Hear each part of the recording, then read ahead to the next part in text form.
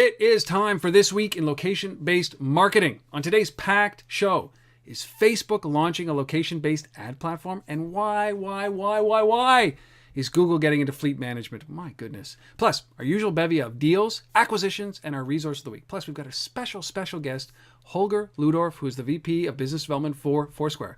Told you it was packed. It's coming up right now.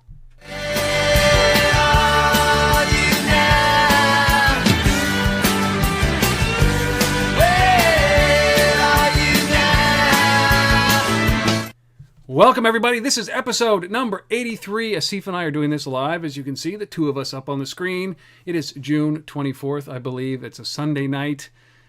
Asif, how are you, buddy? I'm doing pretty well. Well, I cannot complain, man. I'm doing exceptionally well. A little bit of lack of sleep, but doing exceptionally well. My name, Rob Woodbridge, Untether.tv, that place you go to. It's a resource for everything that is mobile related you could possibly want. Great commentary, great interviews, long-form discussions, deep dives into the mobile industry. It's the place where you actually want to go and find out what makes a lot of these businesses tick. And you just met Asif. There you go, Asif. There you go. I'm Asif Khan, Location-Based Marketing Association, and you can find us at thelbma.com or thelbma on Twitter. Yeah, what more is there to say? I think 83 episodes. Hey, we're getting exactly. Old. You know what I'm impressed though is that we haven't been fired. We haven't they haven't found replacements for us yet. No strikes. You know, it doesn't matter. We just press on, and we know that there are a few of you out there listening. So we appreciate the fact that you do that each and every week. Now, 83 weeks strong. My goodness. So, Asif, we're going to jump right into the show, but just 2 seconds before I do that, I am really looking forward to your keynote at Untitled Talks this coming week. It will not be recorded and distributed or displayed anywhere else other than the people that are sitting in the audience, and I can't wait to at least have a lot of media talk about what you're talking about. It is going to be a great show, so I'm really looking forward to that, and I have to say, very, from the bottom of my heart, I thank you for being a part of this. I'm looking forward to this exceptionally well. Well, I'm looking forward to it as well. I think it's going to be a great session. I'm going to be doing something a little bit different than what I normally do. Kind of talking about normally, as you know, I talk about kind of what's going on and who's doing what in location. But I'm going to talk a little bit more about the future, and I'll look to the past. I'm going to channel a little Aristotle and Plato and see what we can do. So it should be fun. I can't wait. It's going to be a good day, and then I get the privilege of actually sitting and moderating the panel that follows your keynote with guys like Dave Fleet. I mean, and Macaulay, who's from Maple Leaf Sports. This is going to be a good session. It's something I'm as I said, I can't thank you enough for being a part of it. Really do appreciate that. So. I don't want to make this a pitch, so we are going to jump right into what a week. Huge announcements. We're not even talking about Microsoft and their announcement last Monday of their tablet and the way they're around that, because it has nothing to do with us, but it's all a buzz. Everybody's a buzz about that. But we're talking about Facebook launching their location-based ad platform. We even talking about Google Coordinate, which is that fleet management. We got some great deals, one acquisition. We got Holger. We've got a great resource. So what do you say we just jump into the top 5 stories that has passed? Yeah, let's do it. So first off, everybody's talking about this. Facebook's biggest detractors pointed out very quickly around their IPO that their weakest link is the mobile space. They have 900 plus million users on the traditional Facebook. They have over 500 million mobile users and growing at an insane rate. And they themselves have admitted that mobile is their black hole, their fog of war. They don't know how to monetize. But here it might be that first step into the system, legitimate step, which is a location-based ad network. How legit is this? First, what is it, and how legit is this, Asif? Yeah. Well, first of all, let's be clear that Facebook has not officially come out and said we're announcing a location-based ad network. However, several sources and several articles have been written pointing to various sources and interviews that indicate otherwise, that indicate that in fact, they are doing this, and while there's no official date and time and when it's going to happen, apparently they've been testing, they've been trialing in beta with a number of customers, a new sort of revamped Facebook offers. what I gather is that this is trying to address that weakness that you just alluded to, that mobile lack of a mobile strategy. And I think there's two things that have happened at Facebook since they first tried offers. One is the acquisition of Gowalla, which sort of empowers them a little bit, better to understand location-based engagement. And two is the acquisition last year of Relation, which is a hyperlocal sort of ad targeting platform as well. And so when you sort of look at those things, I think they've got a lot of good assets there. We've talked about the Instagram and other acquisitions. So they certainly got great intelligence in house on how to make this stuff happen. And it makes sense that they'd be out testing offers again. What I suspect is going to happen here is that if in fact they do launch something, and from what I'm sort of picking up, reading between the lines on some of the articles that have been written, is that this won't be necessarily based on a check-in. It will simply be sort of passive. You've agreed to share your location simply by using Facebook's mobile application to do whatever you do. And based on that data, they will push you information and offers that are relevant, to you based on location. So more of a passive approach than sort of an active check-in and response with an offer. Do you think that that's going to turn people off? Do you think that it's going to be too much of an invasion of privacy? When you've got 500 million users in the mobile space using Facebook's mobile app, are they okay to anger 250 million of them and then monetize the other half? I think personally, I think it's a good move if they do this. I mean, now I live and breathe location 24/7, 365. So, but I think it's a good move, and I think it's a good move because if they do it, while some people will get annoyed, there's no question there's going to be an annoyance factor for a certain group. I don't think the percentage is going to be high enough that it would dissuade them from continuing on. And if they do so, I think enough people will take on to it. Like if you've got 500 million people on a mobile platform and all of a sudden 100 million people agree with this move and engage with you, you've now become one of the largest location-based offer platforms, overnight, effectively, 5 times the size of Foursquare. So, and then I think you're basically setting the bar for the others to then catch up. There's no doubt that the data that Facebook is collecting from us, whether it's on the website or on a mobile device, is the most comprehensive data analytics of every human that is a part of Facebook than any other service, any other social network. It is by far the largest one because it's not only about your interactions directly with Facebook, it is about the location that's tagged on the Instagram photo that you're posting, the Yelp review, whatever you're doing, all the apps that feed into that. It's all location based. It is. It's all part of the social graph and the location graph that Facebook has on you. And it is a very powerful mechanism. I think that maybe there's going to be a little bit of an awkwardness to the way that they roll these ads out. I'm very interested to see because they can't just do what everybody else has done. They have to use this with kid gloves, and they have to reinvent advertising as we know it, because they invented, friending and liking pretty much, right? So yeah, I would be very disappointed if all they did was just roll out the same old humdrum that we're seeing today. With such a powerful network, they've got to be able to do something a little bit better. And right. Jury's out. But you're right; they have to turn revenue on. And I'm sure that Mark Zuckerberg, I don't know him, but you know him, and he delayed revenue for so long with Facebook, and still they're only generating between $3.5 and $7 billion in revenue. So it's not a lot compared to their valuation, but he must be just sitting there like feeling icky about doing this. So, but it's probably a good thing for the Facebook shareholders as well. So we'll see. Yeah, they got to do something, and if this is in fact the move that they're going to make, I think it's worth a shot personally. But it's they have to do something. So, any idea? Are they talking about a fall rollout, a summer rollout? No, I mean, again, I haven't talked to anybody at Facebook, but from others that I've talked to in the industry, that's what I'm hearing is sometime this fall. But I don't know. Well, Facebook, we'll see. We'll be watching this, of course, and as it comes out, as we get development, we'll bring it to you here, whether it's just a part of the story or news, views, or something like that. So, There you go. All right, second story. This is a company called LocoShake that they've launched this product called LocoShake. This looks like a lot of other products, Asif, doesn't it? It does. It's so it's another social discovery. Find your friends around you. The focus seems to be on privacy, in particular, around this, and sort of giving you lots of control. So obviously I support that notion. I think if you're going to build an app in this space, giving the user as much control and flexibility as possible makes sense. But I really don't see anything that's unique about it.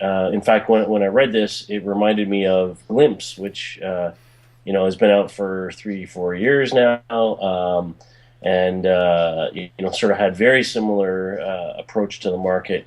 So the idea here is share your location, but not with necessarily everybody that's following you. Choose specific friends you want to share it with. And in the case of Glimpse, you can also specify for time, certain time periods, like only share my location for the next 3 hours, sort of in a geofencing model with certain group people. And so they sort of taken a similar approach. So you can share your location with everybody. You can share it with only friends.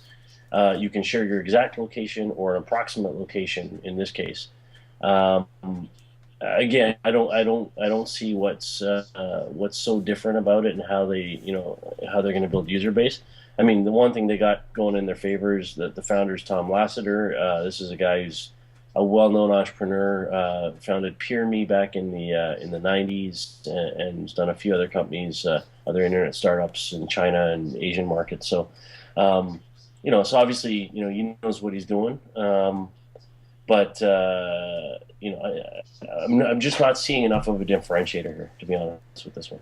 Yeah, it's another same thing. Like LocoShake, these are companies that I think they come and they go because sometimes they strike lightning, which is what you see in a lot in something like Foursquare or something like Facebook or Path or any of these other companies that are doing similar things, or Glimpse. And this is yet another social network, right? So you have to be a part of this in order to be able to see, your friends, right? Whereas companies like apps like Highlight or even Banjo, it uses the open APIs of all the other social networks in order to be able to feed into this. So I'm mixed on this. Good pedigree on not only the founder but the investors, but I think that this stuff now gets lost. And if you're not bringing something that is of true value, that is beyond what you can already get with an existing application with a much larger install base, I say don't do it unless there's something of great value in this. So I didn't see anything here either. It's kind of like everybody's trying to do the same thing, and I don't like this Me Too thing that I'm starting to see in the mobile space at all. Yeah. So, well, LocoShake, if this is something that you're worthwhile, I'm gonna reach out to them. So don't be disheartened, LocoShake. I want to have you on for a full Untether episode to discuss this and make sure that we get your differentiator, and then we'll bring a clip over here so that we can actually give you an opportunity to talk. So I will open it up because I want to love what you're doing. How's that? I want to. There you go. Go check them out at LocoShake, LocoShake.com. LocoShake.com, or just check them out on the App Store. They're coming soon to Android and to BlackBerry, which is interesting. I like that. All right, Asif, third story. Google, what is this called? Google Coordinate. All right. First, should I play the video, or do you want to describe what's going on here? No, play the video. I'm going to play the video, and this is this was announced quite recently this week, wasn't it? Yes. So I'm going to throw up a video here of a description of what exactly Coordinate is, and then we're going to come back and we're going to have a conversation around this. It should be a good conversation. Here it is. Imagine you are the owner of an alternative power business. You arrive at work one day as a storm is brewing and find out that one of your new wind turbines has been damaged. What do?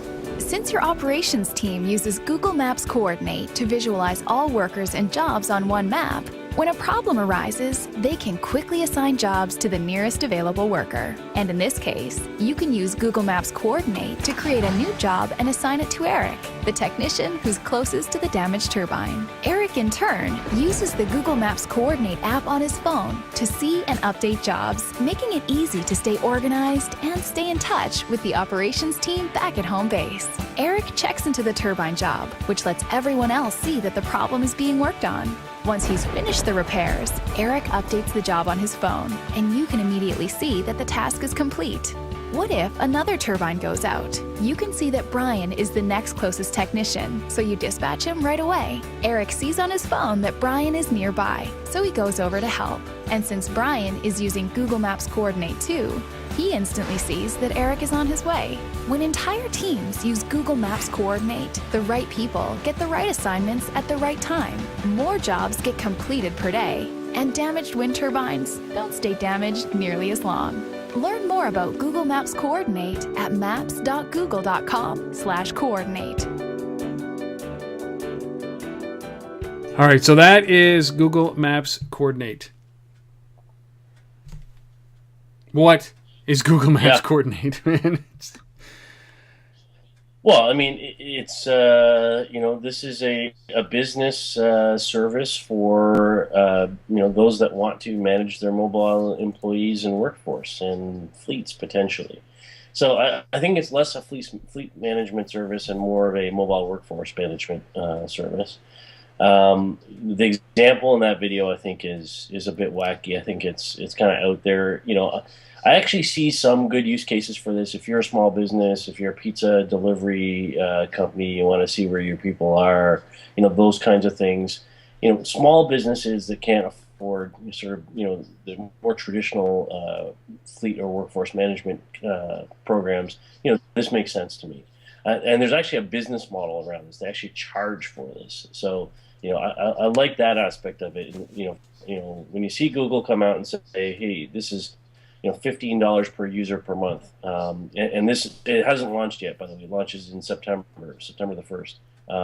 Once they start charging for it, you can sign up now to kind of get on the beta program. But it's kind of cool in a sense, but I think that there's some limited use cases around this. Certainly not. I don't see the use case that they outlined there with wind turbines and whatever. But, if you're running a local pizza shop and you want to know where your delivery guys are, okay, I get it. What I also get around this as a potential application is right now is political campaigning, fundraising, posters, flash mobs, all that kind of stuff. Kind of knowing where your people are from that perspective, the guys who are out knocking on doors and all of that. Okay, I get it for that. But I'm not necessarily agreeing with the example in that video. I'll leave it at that. Yeah, my view. I wonder why Google's getting into this business. I think that this is a great business to be in, and there are literally thousands of other companies that are doing this, and it's combined. It's not going to be $1 billion industry for Google. It seems like they've confined their view about what services they're going to be on, and so they've dumped a whole bunch of great product, and they've kept, and then they launched something like this. We're talking about a company that has revolutionized search, that has revolutionized email and storage and the cloud and documents, and they've changed. They've taken Microsoft Office as stand as the dominant platform and challenged it. They're launching, they've launched browsers and operating systems and mobile platforms. And what the fuck are they doing with this, right? It just seems so pedestrian for Google to be in this business. I understand that they can, but that doesn't always necessarily mean that they should. And this is one of those things that I think, what are they doing? They should be partnering with somebody to enable somebody to do this and not do it themselves. So here's my response to that. And, I'm gonna go pro Google on this for a second. So when you think about the success that they've had on the mobile platform with Android, and and obviously Google is the dominant player today on the Maps front, even though Apple's is now challenging them, and we'll see what happens with that. But for the moment, let's say Google Maps is king. By far.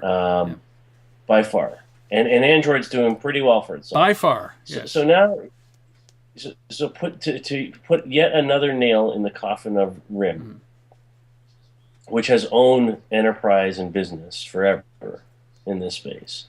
If we have to start thinking about Android as a business platform, and now you start to think about, okay, how do we bring applications to bear, if we're Google, that help us position as a business platform and get more people on Android from that perspective, maybe this is the kind of thing that differentiates them in that space. I would agree with and that. The second piece, yeah, so that's where I see a nice feather in the cap here for Google as an entry point into that market.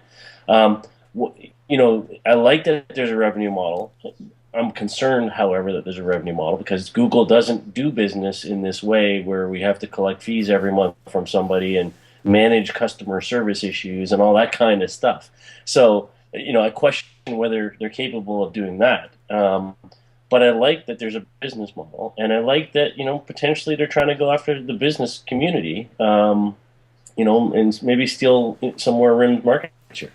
Which is bad because we're Canadian, but is good because it's competition. Now, I totally agree. If this was like their GPS and navigation app for Android, right? That is basically democratized GPS and navigation apps down to free, yep. Right? That's pretty much what's happened here.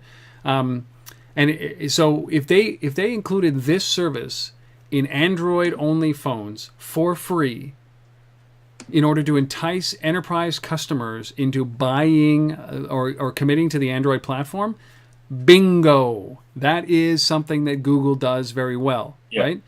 This is a confusing thing for me because $15 a month and all, as you said, the logistics around support and service, Google has not found their stride, shall we say, when it comes to service and support.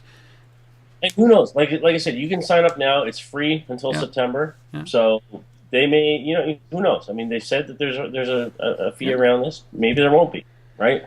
I guess it remains to be seen how much how many users they can get on board between now and then. But all you have to do is check it out. I mean, it's got to be worthwhile for you to check out if this is a business that you're interested in, and it's not just for wind farming, which is the weirdest, as you said, the weirdest example to use. Yeah, it's a strange example. Hey, when a wind farm goes down, when one of your wind-powered turbines goes down, I'm telling you, Obama's going to be all over. That's probably what it is. It's a campaign.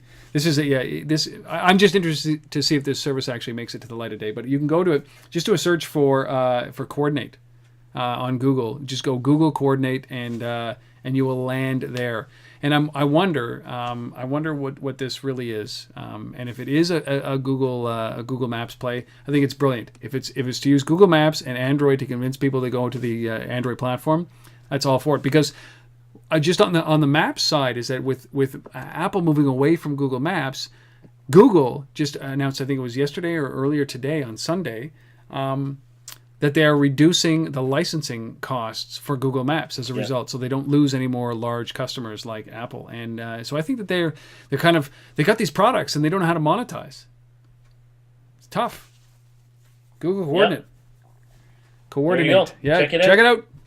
But you heard it here. It was the Steve's call when they put this in free in Android to entice you to come over to the Android platform as a business. You'll look at episode number 83 at about 18 minutes in and think, wow, Steve is a freaking genius. Call it. It's like his Babe Ruth shot. There it is. Boom. He's calling it. All right. There you go. Fourth story. I love this company. And we talked about this company around, maybe we were a little bit premature. We talked maybe about its death because of Apple going with its own mapping system. But it turns out that Waze, this company we're about to talk about, is integrated into Apple's new mapping system for crowdsourced traffic data. And now, which is, during the summer, gas prices go up, and now they're crowdsourcing gas station discount programs. I love these guys. Well, I mean, they continue to reinvent themselves and trying to find ways to make themselves, more relevant. And these guys, they're not going away. They got 19 million users, apparently. What? That's incredible. On the platform, which is huge. So they're right up there with Foursquare. I had no idea, honestly, until I read this, that they had 19 million users. Because last time I saw it, they were like 10 or 11 or something like that. But anyhow, so they're there, they're growing, they're hanging around. They're crowdsourced traffic data and now fuel discounts. And so, as you said, gas prices typically go up in the summer. The idea here is that what's really different about this is they're crowdsourcing this data. So it's other people that are other users of the system basically finding where the cheapest gas prices are, and they've got deals with some good sized chains like Hess and people like that in the U.S. that are participating in this program, and you can save 5 to 10 cents on each gallon you buy from one of the participating stations. There's 200,000 gas stations in the U.S. that have signed up for this already. So it's kind of cool. I think it's kind of interesting.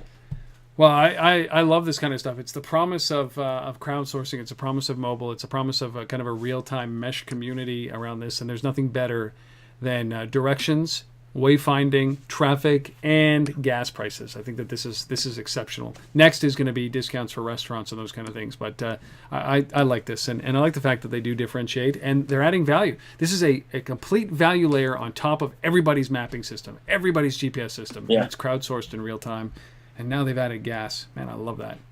So good on you. That's So they've got there's about 100 Vintner's own gas stations. So I'm just looking at the details here now. About 100 Shell gas stations in California. Come and Go had 400 stations. Hess 1,300 stations. And they're growing that list. So it's kind of it's good. It's good. It's really good. It's really good. And this is a perfect example of 19 million users. That's incredible. 19 million users, shot out of nowhere. Relatively, yeah. I know. I mean, it's the 3-year overnight success. So check it out. If you're want to save some money on gas this summer in the U.S., try Waze. That's Waze.com. That's Waze.com. Waze.com. Yeah. All right, our last story. Here's a perfect example of a location-aware, weather-aware, interest-aware application, isn't it? Where we're talking about insurance being targeted in weather apps and golf fans. And what is this thing, Asif? Okay, so this is the Weather Channel's app. Basically, has done a deal with Travelers Insurance around golf, and in particular around the Travelers Championship, which is one of the events on the PGA Tour. And so the idea here is that apparently there's some 250,000 people that attend this event, pretty big number. There's 30 million people that use the Weather Channel app. That's a big number. That's incredible. So, thought 19 million was big, but 30 million's even bigger. And so they're basically, as you said, I mean, this is geo-targeted ads on the Weather Channel app promoting Travelers Insurance. So it's kind of an interesting thing. So they see this, the Travelers has this sort of trademark red umbrella logo. It shows up in a geo-targeted promotion, and it kind of sticks out a little bit from what I've gathered from reading this, because most of the time you see on that, just other sports ads and things like that, not insurance. So it's kind of different. We'll see whether it works. I don't know. Yeah, the details are not out yet, obviously, but we'll get to that point where we find the results of this, and it'll be interesting to see if that does work. Yeah, and I'm going to reach out to the Travelers folks after the event and see if we can get some data or a case study put together on this one. I think it's an interesting partnership to see insurance companies, sort of get involved with this. And obviously, the Weather Channel, I mean, with 30 million users, that's a big deployment, right? And big potential number of eyeballs that they can hit. So just shows you that when it comes down to basics, right? You get 19 million people who are interested in getting home faster, 30 million people that are interested in the weather, and that's just pretty much it. And how many people are signed up with Groupon in order to save money? So it's the basics, the bare necessities that we're interested in. It's nothing else complicated, right? So, well, those were the 5 stories that we talked about. We got a Facebook story, we got a Google story, we got a Waze story, we got this, the Weather Channel story with Travelers Insurance. We got a launch of a product, and it's all in there in the 5 stories. Those were the 5 stories this week. What do you think? Did we miss any? Should your company be in there? Did you release something? Reach out on tether@gmail.com or asif@thelbma.com. Let us know. We would gladly take some user-submitted stories, put them in this, mix it into the fold, and come up with something really, really special, especially if you have a need to understand it. So those are the 5 stories for this past week. Great stories, Asif. Great stories. I can't wait to see how these things unfold in the coming months, especially Facebook and especially Google. All right, I had a great opportunity, as I do whenever there's a major release around Foursquare, to sit down with Holger Luedorf, who is now the VP of Business Development. He was the VP of Mobile back then. I asked him about that in the interview, about his role switch. But you'll have to go onto untether.tv on Tuesday and Wednesday of this coming week to actually hear the rest of the interview. But I also asked him, we talked about this before, about Foursquare, Yelp, and this relationship, and how Foursquare is stepping into Yelp's space around discovery and recommendation. Mm-hmm. So I asked him that question, and I asked him what his super metric was around what Foursquare judge themselves on around numbers. We've heard these numbers: 20 million users, 2 billion check-ins, 40 million locations, and many millions of photos. But I asked him, what are the numbers that they judge themselves against? And I also asked him about how they deal with the moving into Yelp's space. So Holger is great. I love that he's in there, and it's a great interview for the rest of it. But here's just a small clip where he answers those 2 questions. He also, in the full interview, has some great insight into their view on BlackBerry and where they're going in BlackBerry. So if that interests you as well, it's towards the end, which will be up on Wednesday. So without further ado, here's Holger talking about Yelp and their magic metrics. We'll be back on the flip. I start to think about you guys encroaching on the Yelp space and how great a partnership would be with Yelp. And do you guys look at that? You said it in our last interview. Look, Rob, we don't really focus on what our competitors or what others are doing. We focus on exactly what it is that we're trying to do, and yep. we follow that path. But when you bump into these little areas like restaurant reviews and those kind of things, do you start to think, or is it just this is a natural evolution of the product? Yeah. No, I have to basically repeat, Rob. What I said. That's fine. It is not really something that, we're not out to compete against certain companies. I think all of these guys, including Yelp, are doing a great job on their own. They have a different angle to it, and but we think that the way we are approaching it, with the social content that we're providing, with the ability to kind of divvy up social signal and base it on friends versus non-friends and so forth, we think that's from our perspective, better that's the approach. Differentiator, right? That's how you guys differ from all the other guys, yeah. Yeah, but also I think the ability for us, the way we've come from, basically zero 3 years ago to these 20 million users, 2 billion check-ins, 40 million points of interest. I don't know the exact number of photos and so forth and tips that we have in the system. And by the way, having that completely global, not just US-centric, right. I think is something we're really proud of. And I think it was definitely done by design, clearly, but it wasn't by design to compete against specific companies. I think in order to be a successful startup, you have to kind of execute your own strategy and your own vision. And I think that's what Dennis and the product and engineering team it's almost like it's evolved, right? So I read a great article. It was an interview with you, and you talked about the fact that, listen, the product 5.0 is as a direct result of all of our customers and them telling us what they want in the product.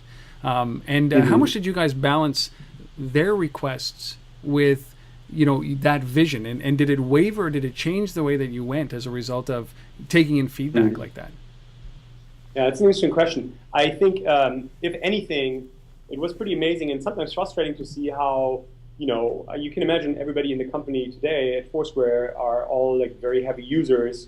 And there were certain things in the new app that were designed for new users or for kind of more the average user with the average amount of friends and so forth.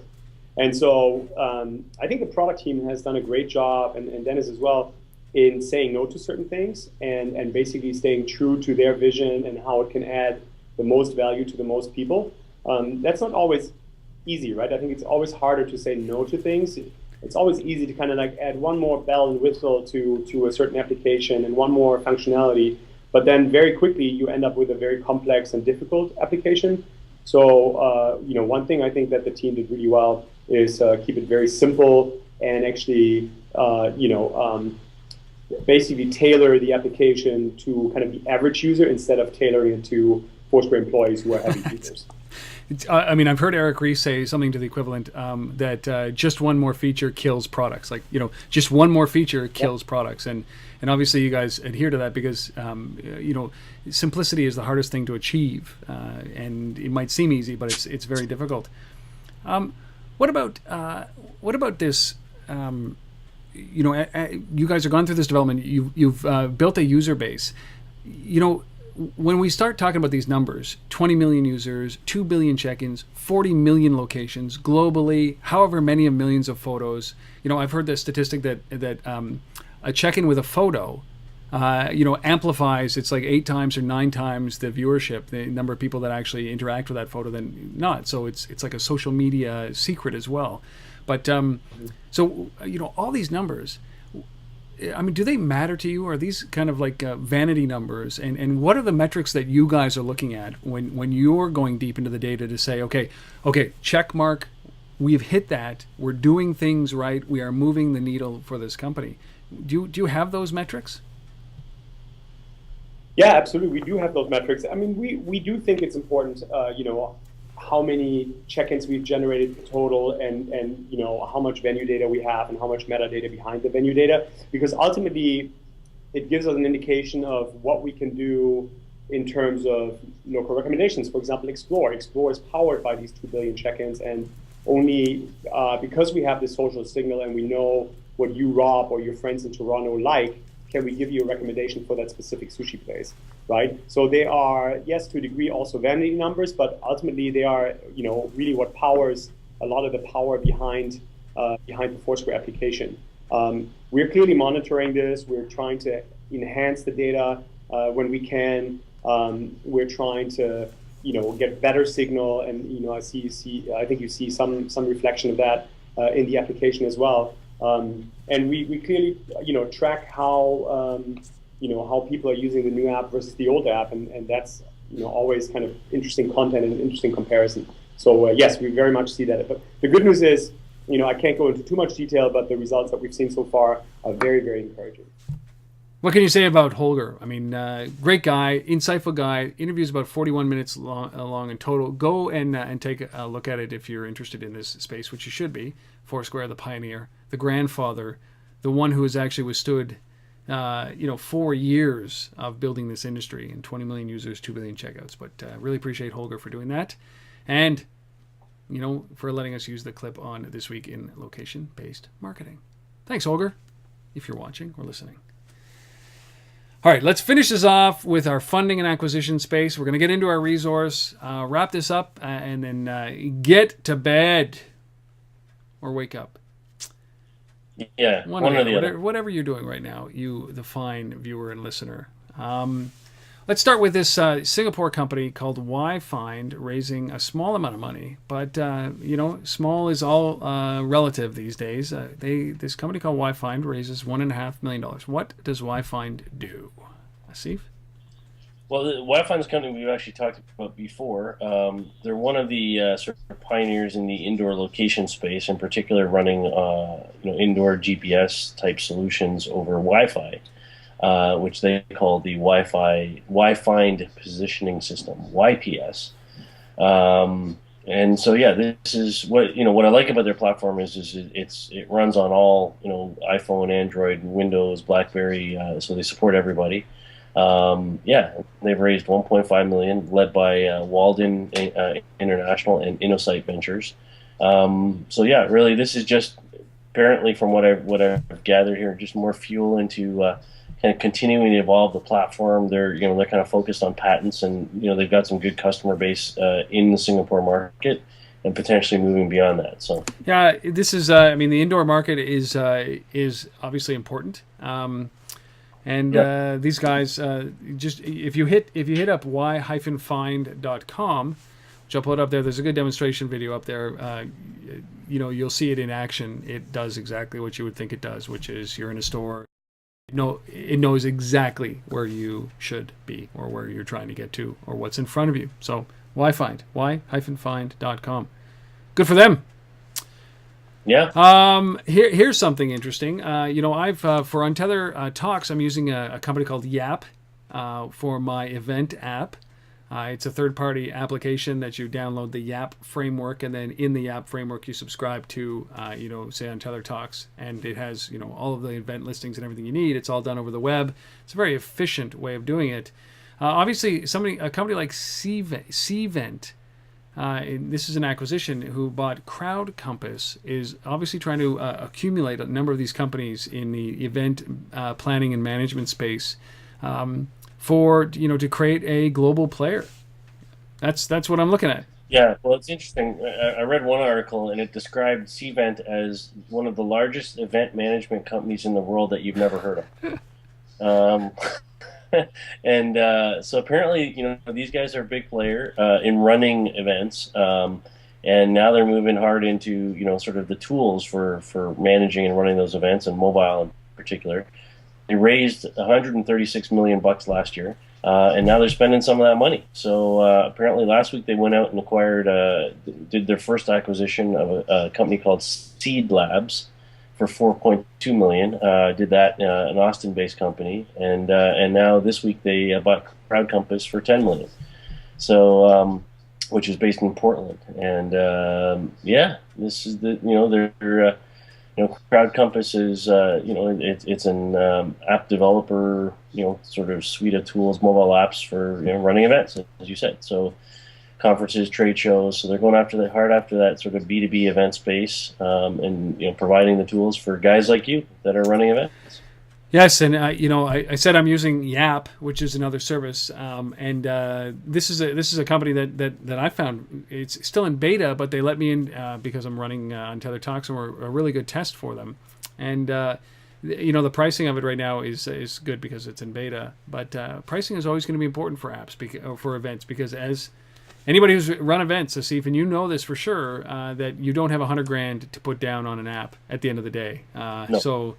It has to be effective. There has to be a great process involved, and I was involved with a company early on that was doing events, mobile events, and or mobile event applications, and it's a tough business to be in. So good on CrowdCompass for doing this and taking the exit for Cvent, and I like what Cvent's doing. This is obviously, as you said, a big player in this space. $146 million they raised.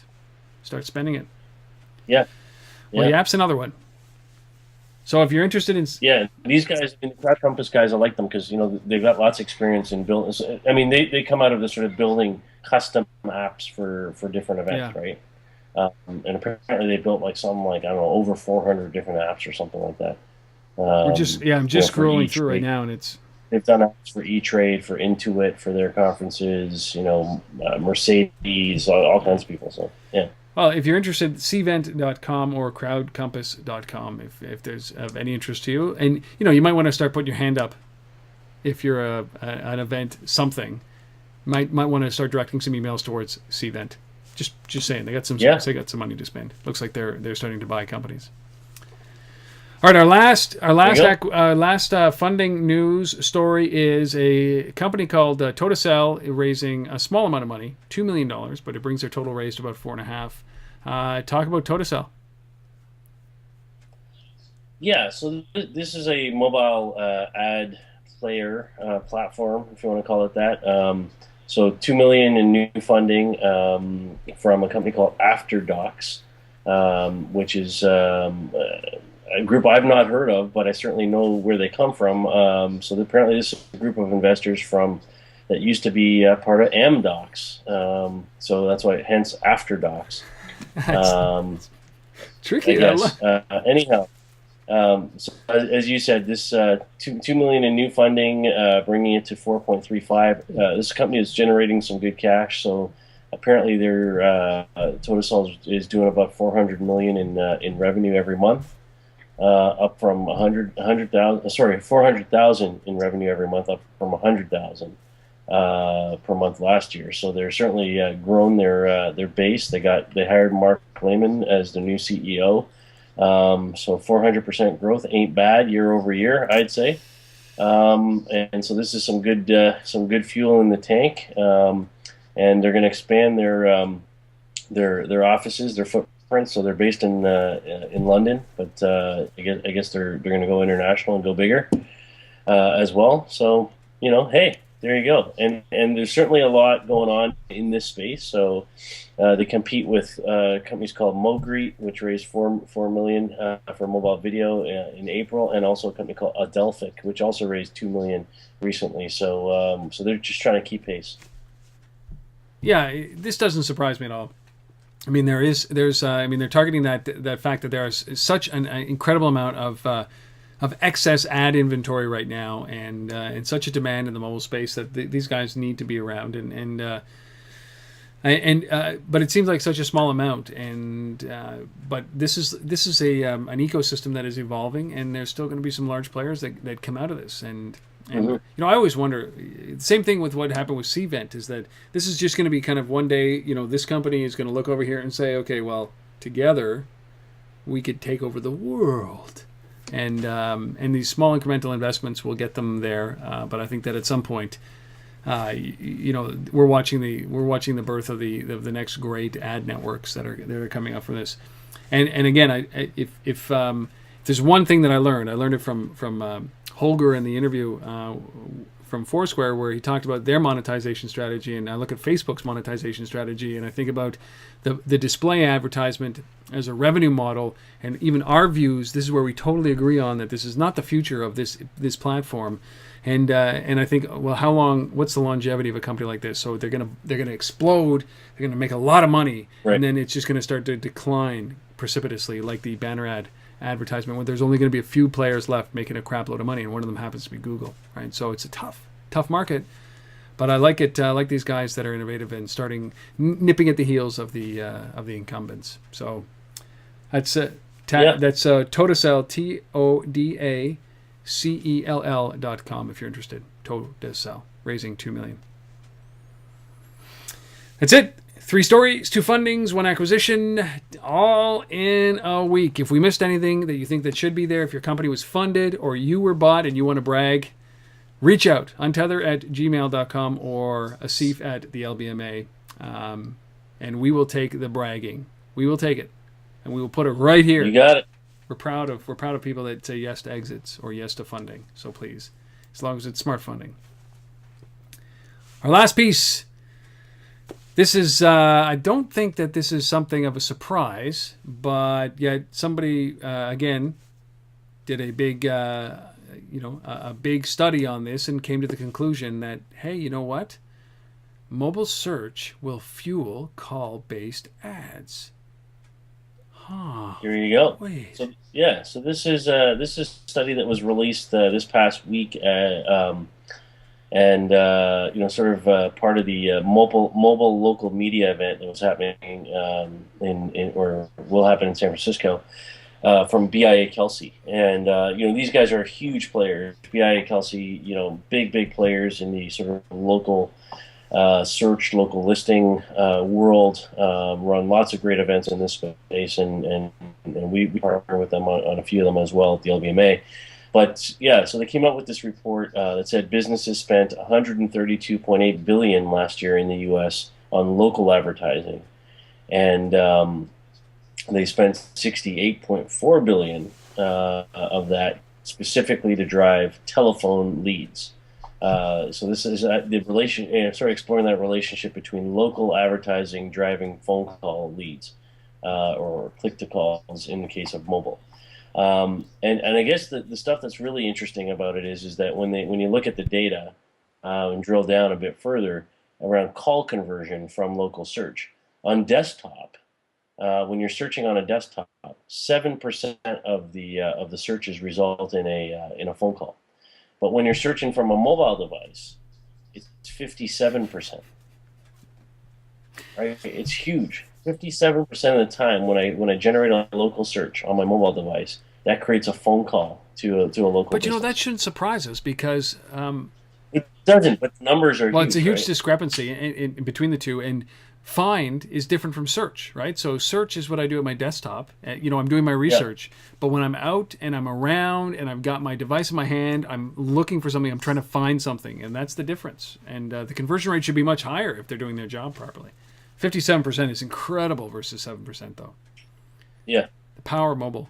So there you have it. Check that out. We'll try and track that study down, the full study, and get it up on the LBMA site. But in the meantime, we'll post the link to the you just go to Media Post or do a search for mobile set to fuel call-based ads, as you see on the screen there. It's pretty amazing. I mean, the thing that the shift that's happening right now in that mobile space, the find versus search, it's very obvious. But it's also a change in mentality around what you can expect. It's no longer a broadcast medium, right? This is a very narrow-casted medium. Right. So that 57% click-to-call ratio on mobile versus 7 on the web is something that I would expect, simply because you're hitting a higher target of people, target number of people that would be interested in that service, as opposed to just spraying and hoping on the web. And I know there's targeting mechanisms on the web, but nothing compared to people putting their hand up and looking for you on a mobile device based on proximity and time of day. Pretty cool. This is just the tip of the iceberg, though. This is going to be revolutionary for the industry. There you have it. 83 done. What a week it was. What a week everywhere. The NBA finals are over. We got baseball full in the swing of things. We got the NHL draft that's happening. We got trades everywhere. The Leafs are getting worse. It's the greatest time of the year. Hey. No, I like that trade. Shengon. Yes. Well, we've got, it was quite the week around everything. We had Microsoft tablet announcement. We had the Microsoft Windows 8 announcement. We're about to move into the Google I/O next week. We're about to move into Untitled Talks next week. It's just the busiest time. Gotta love it right before the summer kicks in. So stick with us. We'll bring you episode number 84 next week, as we do in sequence since number 1 all those years ago. Brought to you by Asif and I. Well, remind you that you can subscribe to this podcast, video or audio, through iTunes. The link is on untether.tv, or you can just do a search for This Week in Location-Based Marketing in iTunes. We'd appreciate it if you did that. Give us like a 4-star or greater. If you're not going to give us a 4-star rating on iTunes, send us an email and we'll adjust what we're doing here so we do get a 4-star or 5-star from you. Don't give us a 1-star. That's just me. Yep. And if you got any story ideas, let us know. Send us a tweet or whatever, email, and we're happy to. Absolutely. So until next time, Asif, we'll see you in a couple of days in Toronto. And for those of you who are watching or listening, really appreciate the fact that you do this. Thank you for doing it, and we'll see you next week for episode number 84. Man, of This Week in Location-Based Marketing. See you next week, Asif. Have a good one. Cheers.